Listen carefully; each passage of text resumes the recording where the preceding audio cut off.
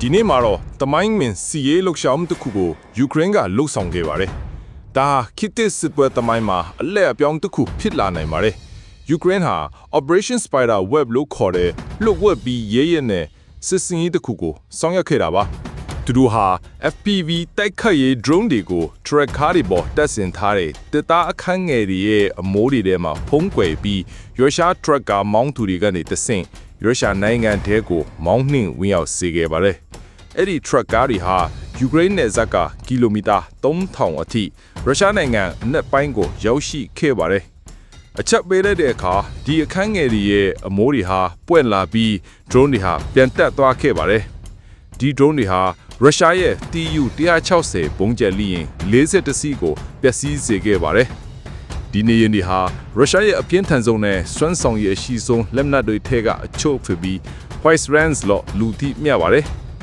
ဒီတိုက်ခိုက်မှုဟာရုရှားအလေတပ်စခန်း5ခုနဲ့ရေတပ်စကန်တစ်ခုကိုဖြစ်မှတ်ထားခဲ့တာပါ။ drone တွေဟာရုရှားနိုင်ငံထဲကိုကီလိုမီတာ1000ကျော်အထိဝင်ရောက်တိုက်ခိုက်ခဲ့ပါတယ်။ဒီလိုတိုက်ခိုက်မှုဟာdrone စစ်ပွဲခေတ်တဲ့တရီဘေးခေါလောင်တစ်ခုဖြစ်လာခဲ့ပါတယ်။လူစီးလျင်ကြီးတွေထက်စက်ငယ်တွေဖြစ်တဲ့ drone တွေဟာအများကြီးပိုပြီးထိရောက်မှုရှိတယ်ဆိုတာဒီဖြစ်ရကပြသနေပါတယ်။ဒါအပြင် drone တွေဟာစီးရိတ်အများကြီးပိုတက်တာကြီးစစ်သားတွေအတွက်အန်ဒီရဲနဲ့နဲပါတယ်။ပစ္စည်းတော်တဲ့ TU-1000 ရှိတာ30နှစ်လို့ဘုံကျင်းဒီမူကြီးတွေဟာဒေါ်လာတန်းရအချင်းတန်ကြီးရှိနေပါတယ်။ယူကရိန်းစစ်ဘက်3 drone တွေဟာတစည်းကိုဒေါ်လာ200ကနေ900အထိပိုမိုအစိမ့်မြင့်တဲ့အမော်ရီအသက်ကဒေါ်လာ1000အထိကုန်ကျနိုင်ပါတယ်။ဒီတန်ဖိုးကွာခြားချက်ဟာအများကြီးပါ။ယူကရိန်းရဲ့လိုအပ်အစီအစဉ်ကဒီနေ့တိုက်ခိုက်မှုကြောင့်ရုရှားရဲ့ဆုံးရှုံးမှုဟာဒေါ်လာ4.8ဘီလီယံလောက်ရှိနိုင်ပါတယ်လို့ခန့်မှန်းထားပါတယ်။ဒီလိုစစ်စင်ကြီးကိုဘယ်လိုလှုပ်ဆောင်နိုင်ခဲ့တယ်လဲဆိုတာကတော့လှုပ်ဝက်စနစ်နေတဲ့ပါပဲ။ရုရှား tracker မောင်းသူတွေက